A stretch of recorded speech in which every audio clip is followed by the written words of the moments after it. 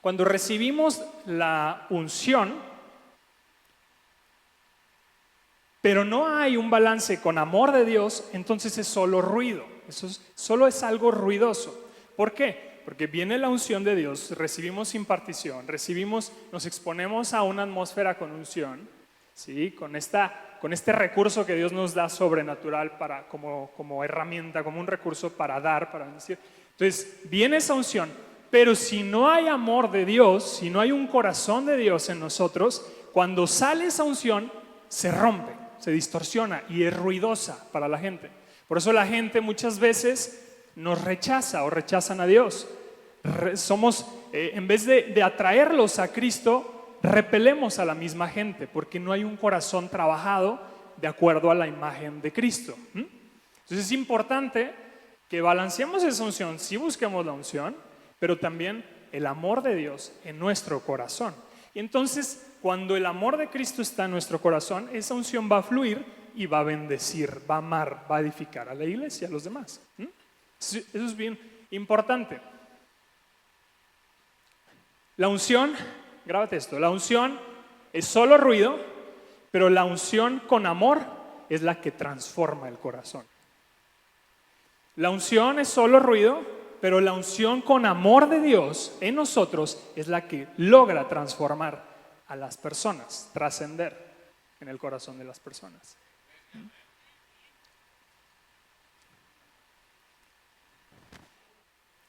Y imagínate un coche Fórmula 1, un Ferrari, ahí está en pantalla, sin volante. Y así es la unción sin amor. Puede ser la mejor, puede ser el mejor coche, un Ferrari último modelo, el mejor motor, la mejor ingeniería. Puede acelerar lo más rápido que acelera un coche, pero sin volante, en cualquier momento ese coche va a destruir y puede destruir a alguien. Es destructivo. Ahí está. Entonces, cuando buscamos la pura unción, pero no balanceamos con el amor de Cristo, constantemente podemos estar dañando a nuestros seres queridos, a nuestro entorno, a nuestros compañeros, a nosotros mismos, porque no es filtrado por el amor de Cristo. Es un vehículo, es un Fórmula 1 sin volante y estamos siendo destructivos en vez de ser de bendición para la gente. Y entonces la gente se asusta, lo rechaza, lo hace a un lado, le tiene miedo porque es el mejor coche, pero no tiene volante. Y así nosotros podemos tener habilidades, podemos tener dones, podemos tener unción, podemos tener poder para avanzar a una manera sobrenatural, experiencia, sabiduría, preparación, pero si no tienen un volante es destructivo, puede ser fatal para ti y para los demás. Pero cuando le agregamos el amor de Cristo, le agregamos el volante a ese Ferrari, nos puede dar victorias, nos puede dar ganes, nos puede dar muchos goles, nos puede dar muchas jonrones, trofeos. ¿Por qué? Porque estamos edificándonos a nosotros mismos, porque estamos edificando a los demás, porque estamos bendiciendo a los demás, porque todo lo filtramos con el amor de Cristo, porque en nuestro corazón, en nuestro interior, existe un lugar donde habita el Espíritu y donde ha sido desarrollado el carácter de Cristo, para que entonces otros puedan fluir y puedan sentir esa leche y miel, ¿no?, que veíamos. Es bien importante que balanceemos la unción con amor, exactamente. Entonces la unción es el recurso, el amor es el propósito. La unción es el motor, el amor es el volante, ¿sí? Es bien importante. El amor es el volante, es con propósito, ¿sí? Muy importante. Ahora vamos a leer Corintios, 1 Corintios 13, capítulo 13, desde el verso 1. Si hablo en lenguas humanas y angelicales, pero no tengo amor, no soy más que un metal que resuena o un platillo que hace ruido. Ahí está lo que hablábamos del coche, ¿sí? Si tengo el don de profecía y entiendo todos los misterios y poseo todo conocimiento, y si tengo una fe que logra trasladar montañas incluso, pero me falta el amor, no soy nada. Ahí está. Tú puedes ser un súper ungido, súper poderoso hombre de Dios o mujer de Dios, pero eso, sin amor, no es nada, no eres nadie. Si reparto entre los pobres incluso todo lo que poseo, y si entrego mi cuerpo para que lo consuman las llamas, pero no tengo amor, nada gano con eso. Saltamos al verso 13 para terminar esta parte del amor. Ahora pues permanecen estas tres virtudes. La fe, número 1. La fe, la esperanza y el amor. Pero la más excelente de ellas es el amor. ¿Cuál es la más excelente? El amor.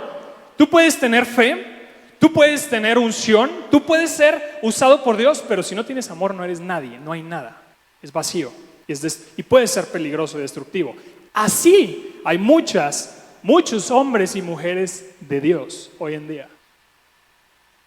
Y es peligroso. A veces vemos a un hombre o mujer de Dios siendo usado por Dios y lo aprobamos bajo las señales que Dios respalda en su ministerio. Pero eso no es aprobación.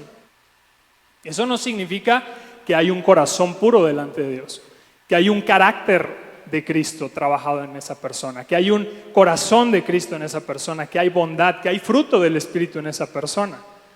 ¿Por qué? Porque Dios siempre va a respaldar su palabra. Entonces, si nosotros oramos y declaramos su palabra, es su palabra y Él va a honrar y hay respaldo. Pero eso no significa que hay un corazón con el carácter de Cristo, con la naturaleza de Cristo. Entonces, es importante esta parte. O sea, nosotros podemos tener fe para mover montañas, nosotros podemos tener unción, buscar unción, el poder de Dios, pero si no hay amor, no hay nada. Y Dios quiere que seamos ungidos, pero que también tengamos el amor de Cristo, que tratemos bien a las personas, que hablemos bien a las personas, que nos dirijamos bien con los nuestros, con nuestro matrimonio, con nuestros hijos, con nuestros padres, que seamos respetuosos, que sepamos pedir perdón cuando es necesario, que sepamos reconocer nuestros errores, que no haya ego, soberbia, maldad en nuestros corazones, orgullo, cosas que le quitan, que rompen con la unción. Ya nos ha hablado nuestro pastor de esto, que hacen a un lado al Espíritu, que contristan al Espíritu. Entonces cuando nosotros permitimos que el Espíritu Santo trabaje en nuestro corazón, entonces Él pone la naturaleza de Cristo, pone el corazón de Cristo, pone el carácter de Cristo, y cuando nosotros pedimos unción, entonces el Espíritu Santo viene, hay una unción, hay una impartición, nos exponemos como en esta reunión a unción, y cuando nosotros damos a los demás, cuando nosotros estamos con los demás, simplemente de estar, simplemente de vernos, simplemente de escucharnos, la gente siente a Cristo, la gente huele a Cristo, la gente ve a Cristo en nosotros, a través de nosotros, la gente siente a Cristo, el amor de Dios, y es edificada, es bendecida, recibe esperanza, recibe guianza, recibe luz en medio de un mundo necesitado, oscuro y vacío.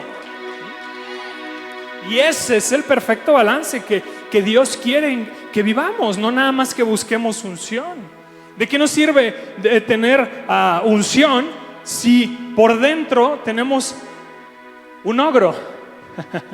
Recibimos unción en esta reunión, pero salimos y se nos olvida la unción. ¿Sí? Lanzamos peores juicios que el antiguo pacto allá afuera.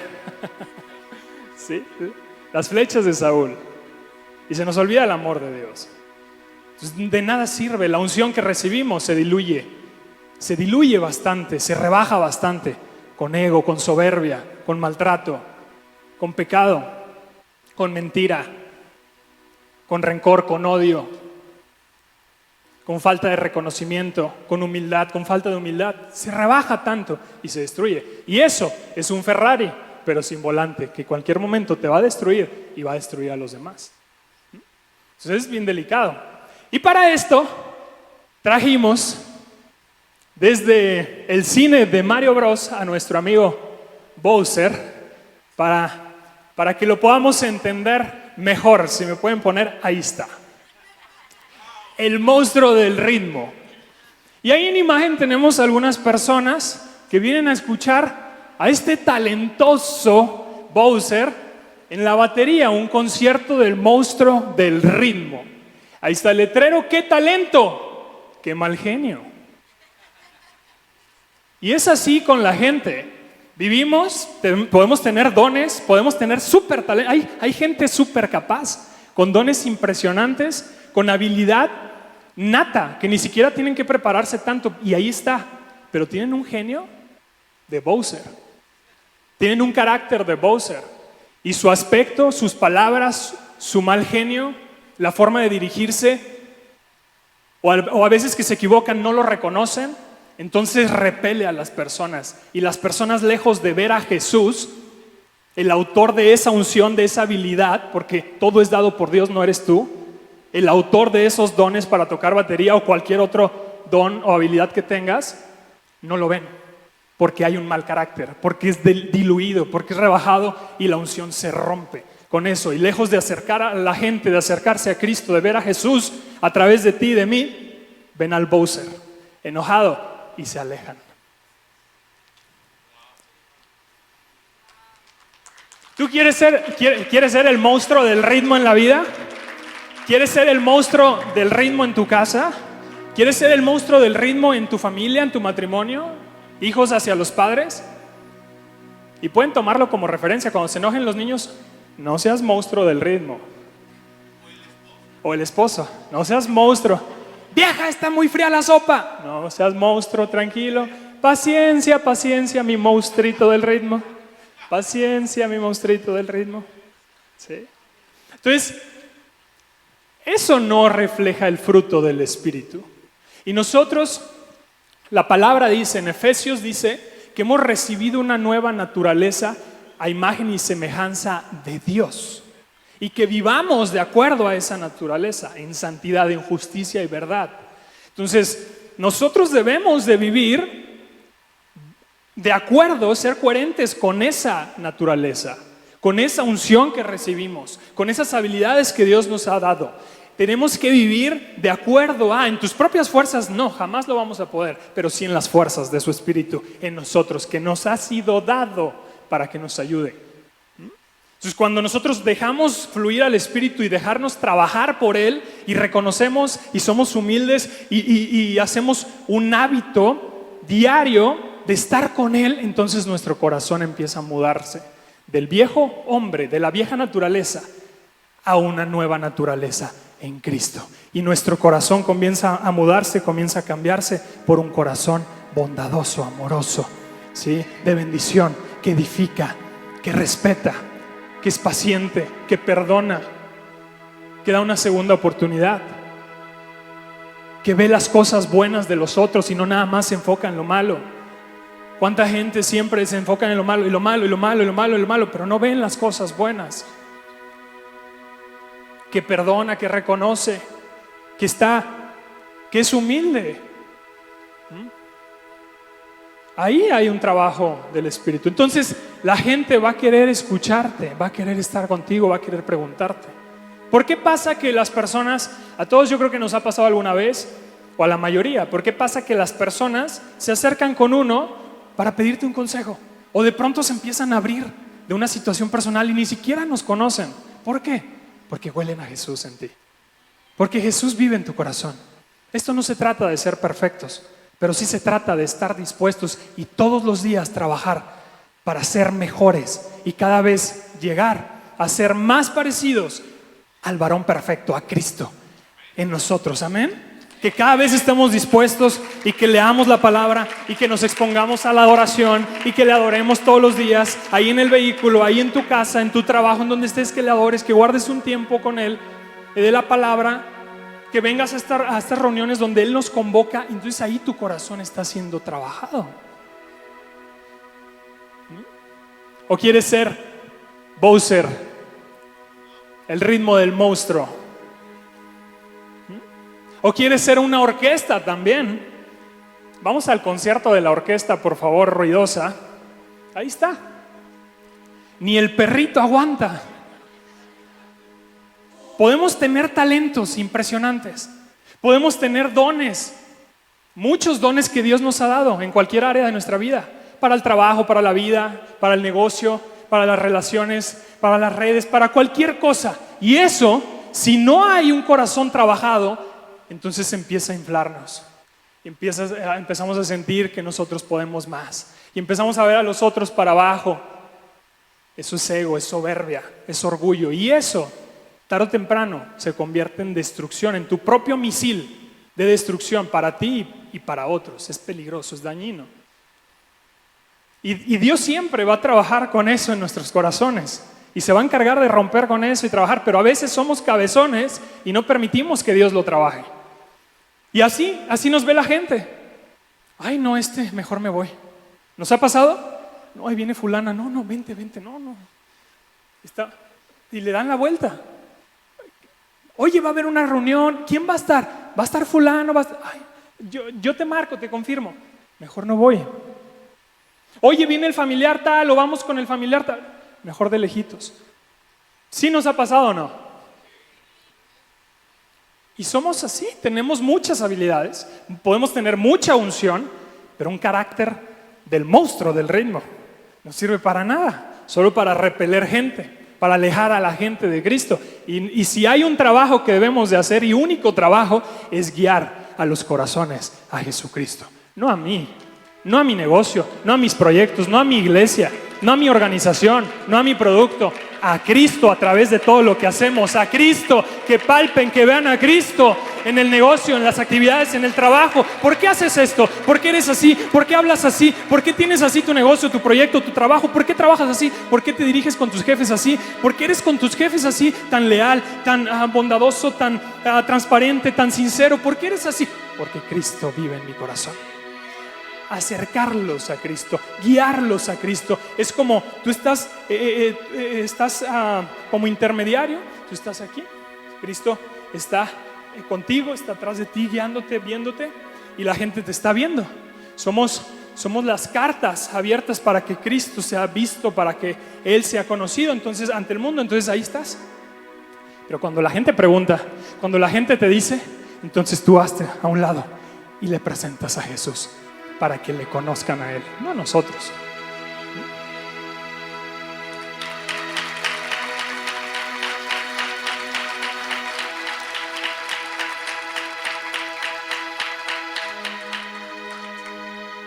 ¿Saben, iglesia? Dios no mide nuestro éxito a través de cuántos demonios hemos echado fuera, o cuántos proyectos, o cuántas cosas hemos hecho aquí en esta tierra. Él mide nuestro éxito por cuánto amor reflejamos y damos a los demás, acompañado de ese recurso tan maravilloso llamado unción en nosotros. Cuánto amor tenemos en nosotros de Cristo para que pueda sentir las personas a Cristo. El amor es como un recurso que le pone armonía a la unción que Dios nos da. Y si no hay amor, no hay nada, no hay armonía.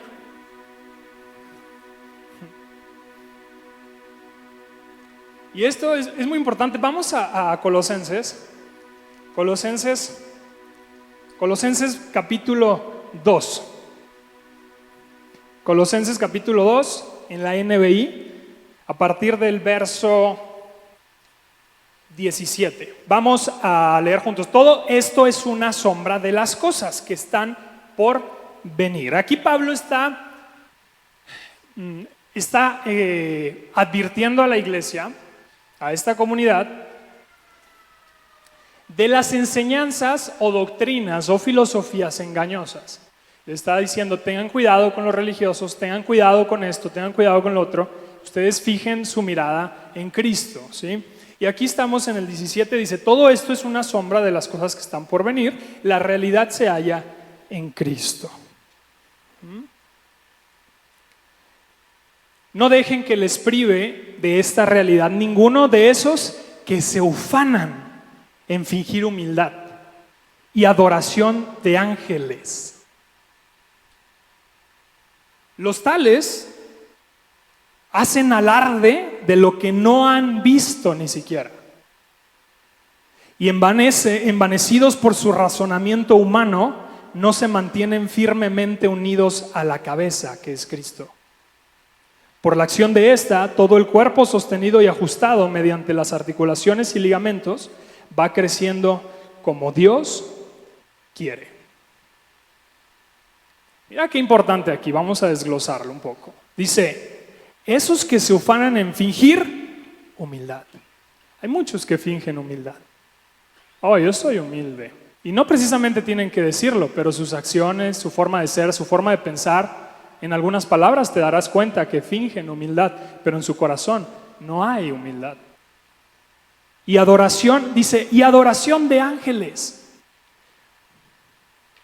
O sea, pueden incluso tener una experiencia religiosa, como decía Enrique Iglesias. Una experiencia de ángeles, una experiencia de adoración, unción. Pueden sentir, ver, tener visiones, sentir, poder sentir ángeles, poder ver ángeles, pero aún así, tengan cuidado con estos. Tengan cuidado con estos. Tengan cuidado de ustedes caer en esto y tengan cuidado de aquellos que se hacen fingir por humildes, incluso teniendo visiones y hablando, dice, y hablando, hablan cosas que ni siquiera han vivido y han experimentado. Y esto pasa. Puede pasar con la iglesia, puede pasar con un líder, puede pasar con todo mundo. Por eso es importante el constante trabajo del Espíritu Santo en nosotros. Porque el Espíritu Santo, cuando nosotros damos oportunidad, abrimos nuestra Biblia y leemos y hablamos con Él o adoramos un tiempo, apartamos un tiempo ahí con Él, entonces Él trabaja en nuestro corazón y se encarga de quitar lo que no sirve, lo que no funciona. Y nos mantiene con los pies en la tierra, bien enfocados en un camino de justicia, de paz, de libertad, limpio. Dice, la única forma de mantenerse unidos es estar pegados a la cabeza que es Cristo, no hay otra forma. Y estos cuates viven despegados de la cabeza. ¿Por qué? Porque se han hinchado, se han inflado y han roto ese lazo de la cabeza que es Cristo. Y la única forma es estar pegados a Cristo. Dice, todo el cuerpo sostenido y ajustado mediante las articulaciones y ligamentos va creciendo como Dios quiere. Está sano, saludable, fuerte, porque el crecimiento, porque la salud, porque la unción, todo lo da la fuente que es Cristo, la cabeza que es Cristo. Cuando una iglesia, cuando una vida está arraigado, agarrado totalmente de la cabeza que es Cristo, entonces Cristo se encarga de dar crecimiento por manera automática, de forma automática se da el crecimiento. Tú eres bendecido, hay otros que son bendecidos a través de ti, con una palabra, con dinero, con tiempo, con sabiduría, con algún consejo, con alguna oración para sanidad, con alguna palabra de esperanza. De 1000 formas pueden ser bendecidas las personas a través de nosotros como su iglesia, cuando estamos arraigados, tomados de la cabeza que es Cristo. Amén. Y para esto trajimos al chef de Ratatouille.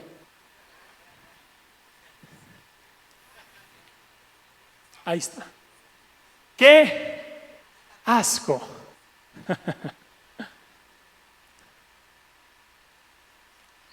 Ahí está. Tú puedes tener un don increíble, unción. Te puedes creer el super chef de la vida, o de lo que haces, o de la iglesia, o de la Biblia, o X o Y. Puedes tener, no, es que yo tengo experiencias, no es que yo he visto, yo he tenido visiones, yo esto, el otro.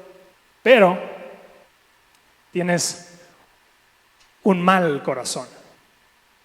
Y ese mal corazón es destructivo para los demás. Repele a los demás. Hay un buen platillo y lo que pudo haber sido un buen platillo es un mal platillo, lleno de pelos, lleno de mugre, lleno de ego, de soberbia, de maltrato. Y no precisamente tenemos que pegarle a la gente o maltratar. No, hay veces que una palabra, unas palabras o algo en sarcasmo cuando decimos, nuestras acciones, nuestros pensamientos, a veces eso hiere, eso es destructivo para la gente. Y así nos ven las personas. Pues sí, tendrás lo que quieras, pero te ves inflado, te ves grosero, te ves mal. Y la palabra nos está diciendo, la única forma es estar arraigados, tomados de Cristo, unidos a Cristo, a Jesús. Podemos poner esta ilustración siguiente de unidos a Jesús. Ahí está. Aquí estamos vanamente hinchados, inflados, sin los pies en la tierra, pero no estamos unidos a Cristo. Y de este lado podemos estar unidos a Cristo. Y cuando estamos unidos a Cristo, entonces hay salud, hay paz, hay bendición. Las personas son edificadas, tú eres edificado, tú eres bendecido. Porque Cristo es la cabeza y de ahí fluye todo. Esto es un trabajo no tuyo y mío, este es trabajo de Él. Lo único que nosotros hacemos es disponernos a Él. Y cuando Él es trabajado por el Espíritu en nosotros, entonces pasa lo de esta imagen. ¿Sí?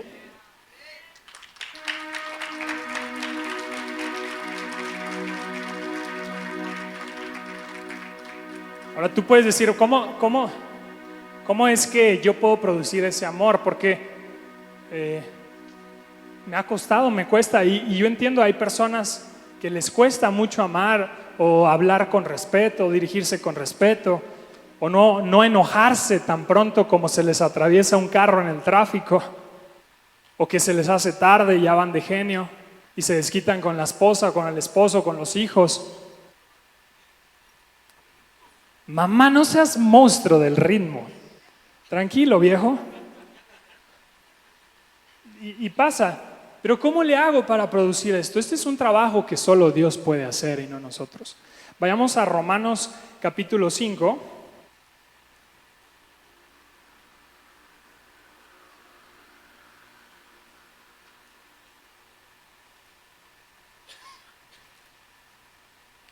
En la NBI. Y esta esperanza no nos defrauda, porque Dios ha derramado su amor en nuestro corazón por el Espíritu Santo que nos ha dado. Entonces, ¿quién es quien nos ayuda a producir ese amor? Nuevamente. Y esta esperanza no nos defrauda, porque Dios ha derramado su amor. O sea, quiere decir, en otras palabras, que el amor de Dios ya está en tu corazón. Desde el momento que tú recibes a Cristo en tu corazón, ahí Él derrama amor. Quizá esté apagado y no está trabajado, porque eso se tiene que desarrollar y renovar, ¿sí? Por medio de una relación con Dios. Quizá esté apagado, pero ahí está. Dice, Dios ha derramado su amor en nuestro corazón por el Espíritu Santo que nos ha sido dado. Él derramó el amor y el Espíritu es quien mantiene la llama del amor por Cristo. ¿Cómo lo mantiene? Ya nos ha hablado nuestro pastor, el congregarnos. Cuando venimos aquí, ¿a poco no nuestra fe es elevada y es bendecida? ¿Sí o no? De esa manera, nuestro entorno, los amigos con los que estamos, lo que escuchamos, lo que vemos, el tiempo que pasamos en la palabra, no es necesario tanto ni tanto. Un capítulo que leas y que lo medites y hables con Dios y luego lo ores o pongas una adoración en tu vehículo, ahí es momento donde el Espíritu Santo le das oportunidad, y el Espíritu Santo que te ha sido dado agarra ese amor y lo fusiona con el amor de Cristo y comienza a ser trabajado. Entonces el que se te cruza no te afecta. Entonces cuando tu esposo o tu esposa te dice algo, no te afecta y tratas de hablar bien y responder bien. Entonces las situaciones de la vida, del trabajo, del negocio, de pronto sí nos pueden enojar, o hay situaciones que no las podemos controlar, pero ahí viene el Espíritu Santo y hay paz en nosotros, porque hay una obra del Espíritu Santo en ti y en mí, en nuestro corazón, amén. Entonces es de Él, no es tuya. Si tú y yo nos esforzamos por producir ese amor, estaríamos cayendo en religión, en vivir por ley y no por gracia. Y no es así. Todo es por fe, porque por medio de la fe, entonces creemos que nos ha sido dado ese amor y que nos ha sido dado el Espíritu que nos ayuda en nuestra debilidad, que nos ayuda a desarrollar el carácter de Cristo y el amor de Cristo para dar leche y miel, como decía Ale, a los demás. Y no ser esos chefs enojones, músicos, monstruos, coches sin volantes o una orquesta ruidosa para con la gente. Estar conectados a Dios.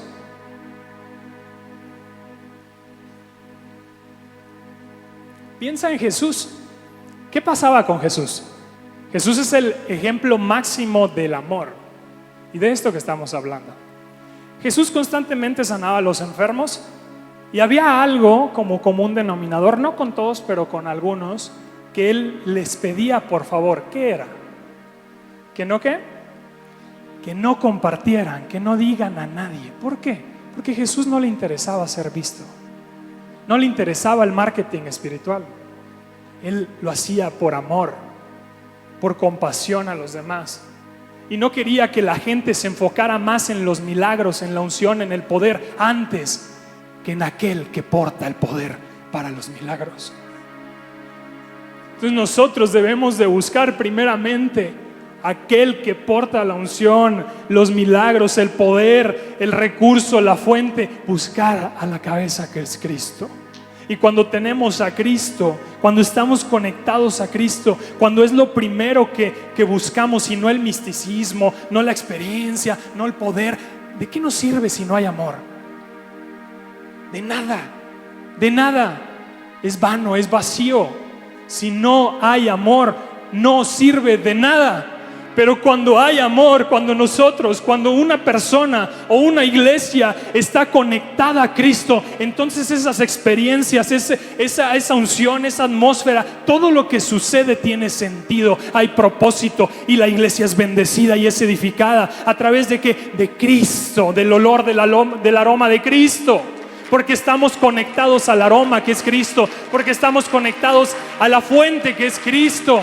No es una obra de nosotros, no estamos dando nosotros. De la otra forma nosotros estamos dando. Una experiencia es para brillar nosotros.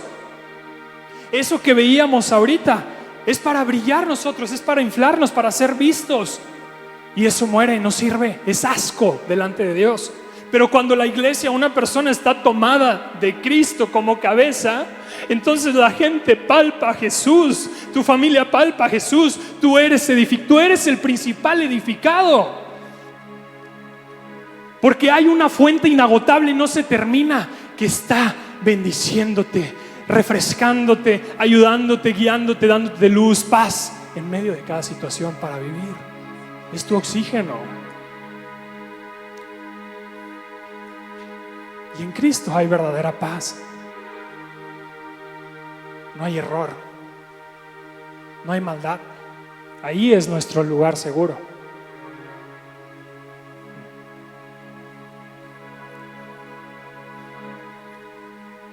Entonces Jesús no quería ser visto. Por favor, no le digas a nadie: te sané, pero dale las gracias a Dios, pero no le digas a nadie. No te fijes en los milagros. No te fijes en mis manos. No le digas a nadie, no me interesa ser visto, no me interesan los likes en redes sociales.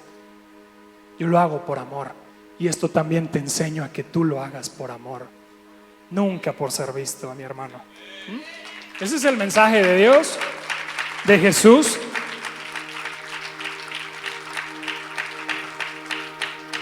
Entonces, ¿qué pasa cuando nosotros queremos hacerlo? Es como una luz que encandila a la gente y no la deja ver. Lo rechazan, es difícil de ver. ¿Lo podemos poner en pantalla? Ahí está esta ilustración de la luz y la fogata.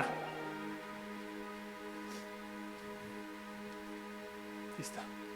Hasta el perrito está con lentes, mira. Y tenemos dos representaciones aquí. Cuando hay ese ego, cuando no hay un corazón y carácter de Cristo en nosotros, somos ese faro brillante, con potencial, con habilidades, con unción, súper potente, sí, pero a la vez daña la vista de las personas. No se permite ver qué hay detrás de. Es destructivo. y la gente lo repele. Pero cuando está un corazón,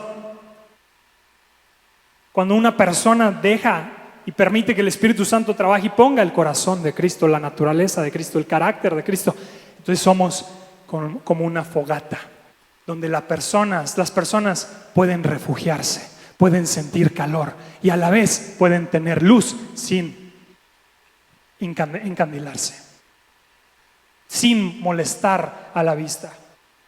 Pueden sentir el calor de amor, de bondad, de paz. Es muy diferente.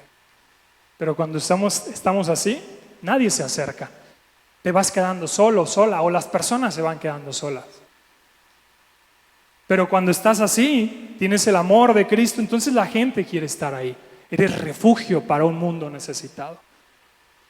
Somos refugio para un mundo necesitado. ¿Tú y yo? No. Cristo es el refugio a través de nosotros para un mundo necesitado. ¿De acuerdo?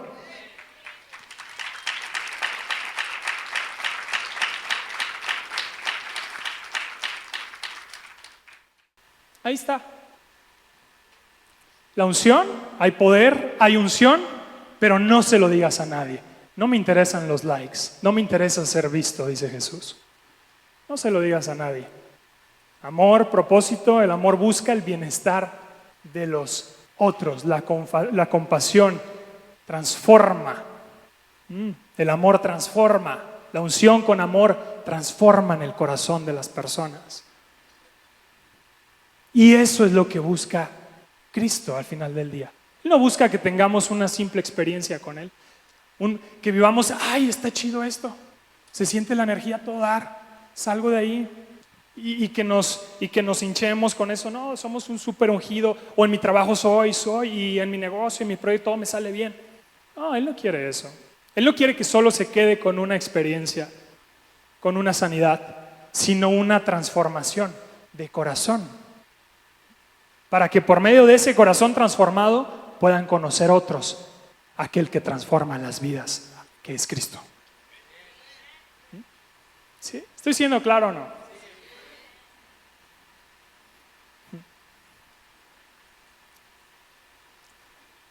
Para terminar, hay una historia en 2018 en Tailandia, en una provincia de Tailandia, en frontera. Sucede que un equipo de fútbol, se llamaban creo que los jabalíes o una cosa así, jabalíes salvajes, algo así. Era un equipo de fútbol conformado por 13 niños, 12 niños y su maestro. Y su coach, al final de un entrenamiento, les promete a los niños llevarlos a una cueva local, una cueva que se encontraba en la selva tropical de Tailandia, de ahí de la provincia. Y en medio de la selva tropical existe esta cueva. Es muy, muy grande, de altura de tener una altura de 1,700, 1,500 metros. Parecido, no sé, yo me imagino parecido al cerro que tenemos aquí del Muerto. Y es enorme. Y ahí está esta cueva, y es algo turística, sobre todo por la gente local. Y el maestro, el coach, les promete a los niños, era cumpleaños de uno, y les promete llevarlos a esta cueva. Entonces, los niños aceptan, emocionados, niños de 13, 14 años, la mayoría, y aceptan emocionados, eran niños común y corrientes, de barrio, como le decimos aquí, y agarran sus bicicletas, se van, llegan a un lugar, hacen parada en un lugar para comer, comen unas brochetas con pollo, una cosa así, común de allá, y se van a la cueva. Llegando a la cueva se encuentran con un letrero, hay un letrero en la entrada donde dice no ingresar en la siguiente temporada, de julio a noviembre, ya que hay lluvia monzónica y es muy peligroso porque se llega a inundar la cueva. Para esto ellos, el día que fueron era 23 de junio, para ser exactos, estaban a una semana de que empezara esta temporada de lluvias intensas. Para esto, una lluvia monzónica Hay algunos que a lo mejor sabemos qué es, algunos no, te pongo un contexto muy rápido. La lluvia monzónica se da desde el océano, es como una especie es como cambian los vientos. Entonces, desde el océano es como una especie de ventilador enorme que empieza a soplar la humedad, la brisa del mar hacia pues, toda Tailandia, ¿no? Entonces ellos, a pesar de estar a 800 kilómetros aproximadamente del mar, de costa, les llega esta brisa, pero no nada más llega esta brisa, sino que esta humedad hace que cuando choca con la montaña, este choque hace que esa humedad se condense y derrame agua. Entonces, la montaña tiene una especie de piedra, esta piedra es porosa, entonces toda la montaña tiene hoyos donde filtra el agua. Y adentro en una cueva, quien ha estado en una cueva, según lo que me han contado, a mí no me ha tocado, pero según lo que me han contado, es que en una cueva no es como tal un camino plano, sino es un laberinto, es una montaña rusa, o sea, tienes que subir, escalar, caminar, etc. Entonces, así, es esta cueva. Entonces, se filtra el agua, se va filtrando y se va llenando. Entonces, la lluvia del cielo de nubes, más la lluvia que se hace o el agua que se genera desde arriba de las montañas por toda esta humedad que viene soplando desde el mar, desde el océano, pues haz de cuenta que es una fábrica de agua impresionante. Entonces, por eso es peligroso. Llega, no sé, a alcanzar alturas de 3-5 metros ahí dentro de la cueva. Entonces es muy peligroso. Y esto dura 4 meses. Entonces, si te quedas ahí, pues te ahogas o te mueres de hambre. Entonces los niños van, dicen, bueno, estamos a tiempo, estamos a una semana todavía, dejan sus bicicletas ahí, sus pertenencias, sus mochilas, algunos celulares, otros los llevan y comienzan a caminar. Y comienzan a caminar, pasa 1 hora más o menos. Y recorren ellos 700, 800 metros, 1 kilómetro, lo cual era lo normal que todas las personas que iban recorrían. Lo demás únicamente gente experta recorría. Y ellos se envalentonaron como unos jabalíes salvajes y siguieron. Dijeron, no, vamos a seguir, vamos a continuar. Entonces siguieron y llega al punto tal donde ellos, sin darse cuenta, porque esto del agua, de la lluvia, como les explico, que se condensa, se filtra, es muy, muy, muy, muy peligrosa. Esto es una trampa silenciosa, o sea, no te das cuenta y de pronto ya estás inundado. Y ellos, cuando están dentro, ellos estaban, no sé, a 1 kilómetro, 2 kilómetros. Cuando estás a 1 kilómetro, 2 kilómetros, en una cueva, no tienes nada de referencia de audio, de sonido, de vista, no tienes luz, está 0 referencias, no hay nada. Entonces ellos silenciosamente empezó a llover y no se dieron cuenta. Y empieza a llover y empieza a derramar el agua y no se dan cuenta ellos. Y siguen caminando. Vamos a seguir caminando. Llegan a un lugar y se dan cuenta que hay agua, se asustan porque ya sabían cómo funcionaba esto en esta temporada. Algunos proponen regresar. El coach dice, no, vamos a seguir adelante. Esto es normal porque todo el año hay algunas partes de la cueva donde permanece agua, es normal. Por la misma condensación y se filtra el agua y va quedando algo de agua. Entonces siguen y llega un punto donde ya no pueden ir más, deciden regresar. Entonces regresan y para esto llegan a una especie de té. Entonces en esta té llegan y se dan cuenta que estaba inundado totalmente, eran, no sé, metros inundados y ya no había salida porque ellos tenían que agarrar esa té para salir. Entonces ellos, asustados, desesperados, pues lo único que tuvieron que hacer es pues agarrar para arriba porque el nivel de agua corría y estaba inundándose cada vez más. No crean que era un chorrito de agua, no, era un río por dentro, o sea, unas corrientes fuertes, era muy peligroso, es muy peligroso ahí.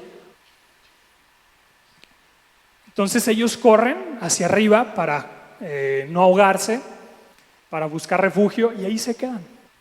Total, para esto hace un rondín, la seguridad de ahí de la cueva hacen rondines y se dan cuenta de los niños y reportan pues, para pedir ayuda, para rescatar a los niños, para comenzar un rescate imposible, ¿sí? Estadísticamente. Entonces convocan mucha gente y bueno, total, para no hacerlo largo, hay registro de que hubo más de 10,000 personas involucradas en este rescate.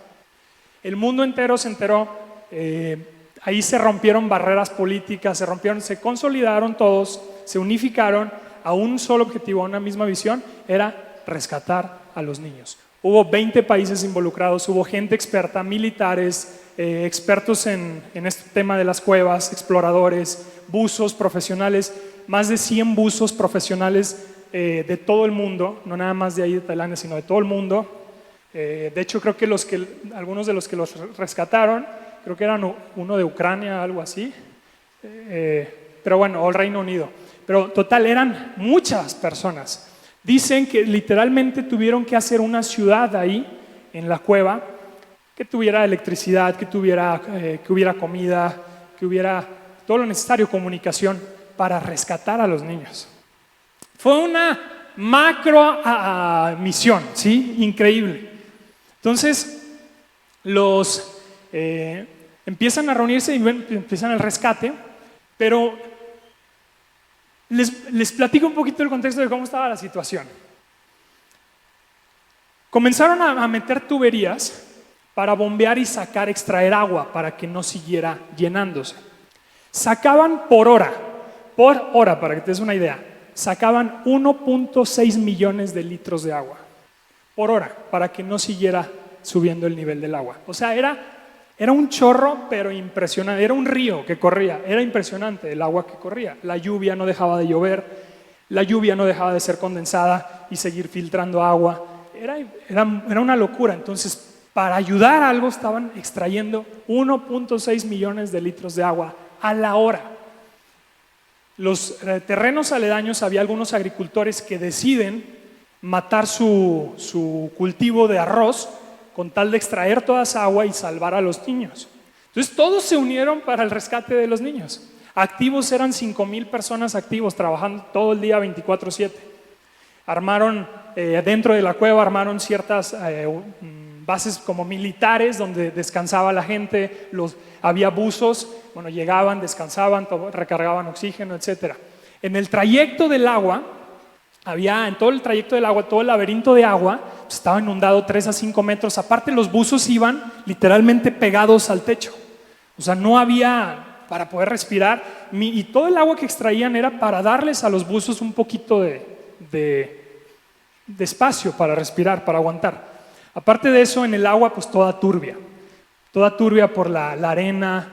Imaginen el agua lo que traía, algunas bacterias, insectos, por toda la selva tropical, todo el agua que corría. Bueno, pues era una locura, no había nada de referencia visual, apenas movían el agua y todo turbio, no se veía nada, no había luz, no había nada. Todos los buzos se movían únicamente al tacto, iban tocando y se iban moviendo. Era una locura, fue una tarea impresionante. Uno de ellos llega y le dice: ¿saben qué, señores? Esta misión es prácticamente suicida. Si quieren decidir, adelante, si no, nos retiramos, los niños ya que se queden, los damos por muertos y punto. Continúan la misión, deciden continuar, y entonces hay un equipo junto con los buzos que se meten, van abriendo paso y van conectando guías de cuerdas. Y aparte de conectar guías, van poniendo tanques de gas. Dicen que pusieron como 300 tanques de gas, de oxígeno, en el trayecto para que los buzos hicieran recargas de oxígeno dentro del agua. O sea, esto no es fuera. Dentro del agua se acababa el oxígeno porque los buzos andaban 5 horas en el agua, sin luz, sin vista, sin nada. Entonces ellos llegaban, sentían el oxígeno, el tanque, recargaban y otra vez, y seguían. Como 300 tanques sumergidos en el agua, agarrados a las rocas, a las piedras. Los otros extrayendo agua, otros por fuera, por arriba, buscando una entrada, lo cual era imposible, no había, aparte toda la selva, pues estaba tupida, no había forma de entrar. Y lo único que hacían arriba era desviar la corriente de agua para que no siguiera filtrando mucho. Entonces unos desviaban el agua arriba, otros extraían agua, otros ponían tanques de gas, otros preparaban agua, otros con los noticieros porque todo el mundo estaba pendiente, otros con las familias porque las familias estaban ahí gritándole a los niños desesperadas, las mamás, haciendo como si las escucharan a los niños, a las mamás: hijo, aquí estoy. No se escuchaba nada. Y era una desesperación constante. Pasaron 2 días, 3 días, no había nada. Los niños sin comer, únicamente bebían agua, con frío, sin oxígeno. Dentro para que te des una idea, el nivel de oxígeno normal de nosotros es 21% de oxígeno más o menos. Ahí dentro de la cueva había un 15% de oxígeno. Aparte, encerrado era muy difícil porque estaban ellos encerrados en una especie. Cuando empieza a subir el agua, ellos llegan a una especie de isla dentro de la cueva, muy chiquita, que era el punto más alto de la cueva. Ellos estaban como a unos 800 metros desde la cima hacia abajo. Ellos estaban ahí y era el único lugar, ya no había otro porque todo lo demás estaba inundado. Si seguía subiendo el agua, ellos se ahogaban.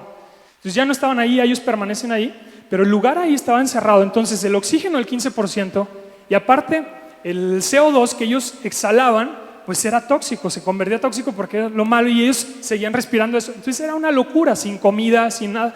Se considera que el 15% de oxígeno el cuerpo empieza a delirar, empieza a marearse, es una locura para niños de 13, 14 años. El coach tenía 25 años.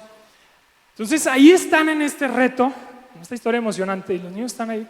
El coach pues les ayuda con espiritualidad, los mantenía ocupados para que no se volvieran locos o se golpearan o se mataran entre ellos, la desesperación porque rascaban la pared para poder salir, para imaginarse que salían, escuchaban voces, escuchaban perros, animales como si ya estuvieran afuera.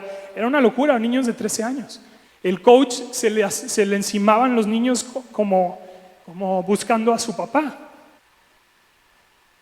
Y los niños dormían ahí con el coach abrazados porque tenían frío, ya no aguantaban, no tenían comida y ahí fue muy difícil. Llegan a durar 9 días ahí. Llega el 9º día sin comida, únicamente agua. Ellos escuchaban de pronto un ruido de algún helicóptero o algo, pero era más su imaginación porque no se escucha nada adentro. Y en el 9º día empiezan a pensar, pues el primero que se muera, pues no lo comemos para sobrevivir, no va a haber de otra. El coach se alejaba para llorar porque sentía mucha impotencia, pero no lloraba para no transmitirles tristeza o imposibilidad a los niños. Y se alejaba y soltaba en llanto y desesperado. Y entonces dice, pues nos vamos a tener que comer a alguien. El primero que muera lo vamos a tener que hacer para sobrevivir. Y apenas empezaba la temporada, eran 4, 5, 6 meses de lluvia, o sea, era una locura. Entonces, están ahí y sin comida, ¿qué vamos a hacer? Todos cansados ya, sin fuerza, empezaron a delirar y empiezan a escuchar las burbujas de un buzo. Empiezan a escuchar y de pronto el buzo empieza a hablar, dice, hola, ¿hay alguien aquí? Pues se levantan, le prendieron la moto a los niños como si les dieran de comer y corren hacia el buzo porque para alcanzarlo, para que no pensaran que no había nadie ahí. Corren y empiezan a gritar, sí, nosotros. Llegan a la orilla del agua, el buzo les prende la luz. Ahí tenemos en pantalla, podemos poner las fotos. Aquí están los niños. Esta foto, esta es la cueva. Esta foto es el primer momento cuando el buzo los vio, les tomó fotos. Y en ese momento, los niños lo que hacen es empezar a llorar, porque ellos no se imaginaban que los iban a rescatar. Empezaron a llorar, y pues felices también, ¿no? Con emociones encontradas. Les toma fotos y cuando sale, pues mandaron el reporte a todo el mundo y pues toda la gente contenta de que ya los habían encontrado. Y ahí están, ese es el equipo de fútbol ahí. Ese es el coach,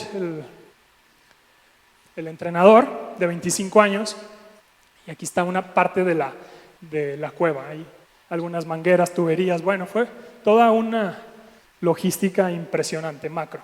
Pero ahí están. El detalle es que no fue un problema fue encontrarlos, los encontraron, pero otro problema era sacarlos de ahí. El recorrido del buzo para llegar a donde estaban ellos era de 5 horas bajo del agua. Aparte con cierta sensación de apnea porque estaba pegado al techo, o sea, no había espacio entre el agua y el techo. Entonces los niños, obviamente, para un buzo profesional se le hacía complicado, pues imaginan a un niño de 13, 14 años. Entonces los encuentran y se regresan, se van.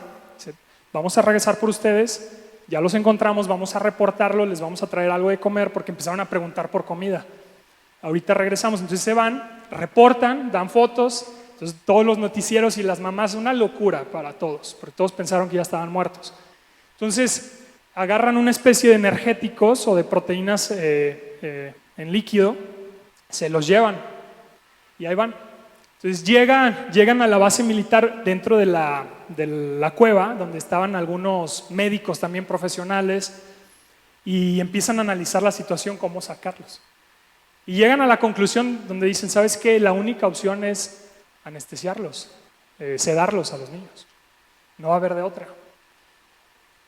Y pues empiezan pues, a debatir todo esto. Entonces deciden hacerlo, entonces se regresan, hacen unos documentos, los padres los firman, para estar de acuerdo, pues era la única forma de sacarlos.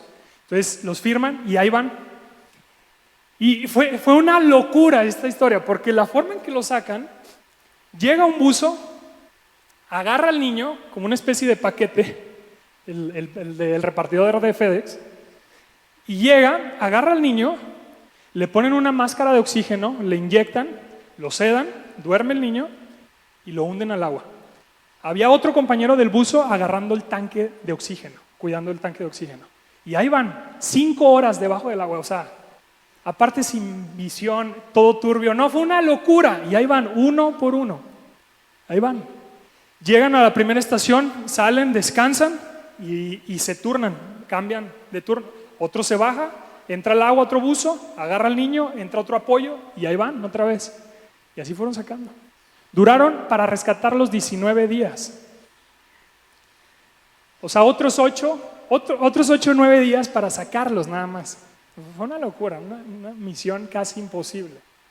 En ese intento de sacar un voluntario, porque no se dedicaba a eso, él trabajaba en un aeropuerto exmilitar, decide anotarse para voluntariado y él se encargaba, era uno de los encargados de poner los tanques de gas debajo del agua. Y en un intento, antes de rescatarlos, ya estaban en el último momento, antes de rescatarlos, de encontrarlos, se va a instalar algunos tanques y ya regresando se le acaba el oxígeno y muere. Entonces él muere ahí, tenía 38 años, el voluntario. Entonces muere ahí y fue el único que murió junto con otro profesional también que estaba aquí ayudando. Le agarró una infección por el agua al cuerpo y al pasar del año en el hospital murió también. Fueron los únicos, pero todos los demás niños fueron rescatados. 18, 19 días el rescate. Fue un verdadero reto. Entonces empezaron a alimentar obviamente a los niños, unos salían, otros se quedaban ahí. El coach, el maestro se quedó hasta el final, fue sacando a los niños.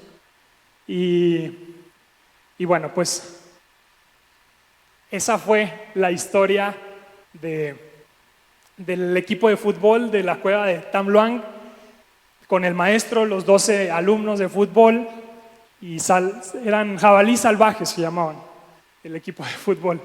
Ya varios ya están muy grandes, ya están más grandes, algunos en la universidad, algunos, pero impresionante el rescate. Ahora, lo que a mí me impresionó de toda esta historia que te cuento, a lo mejor ya lo hice un poquito largo, pero me emocionó mucho porque dije, ¿cómo crees? Fue imposible esto, pero lo lograron, se logró rescatar a todos los niños después de 9 días sin comer ni nada, sin oxígeno, no, fue una locura.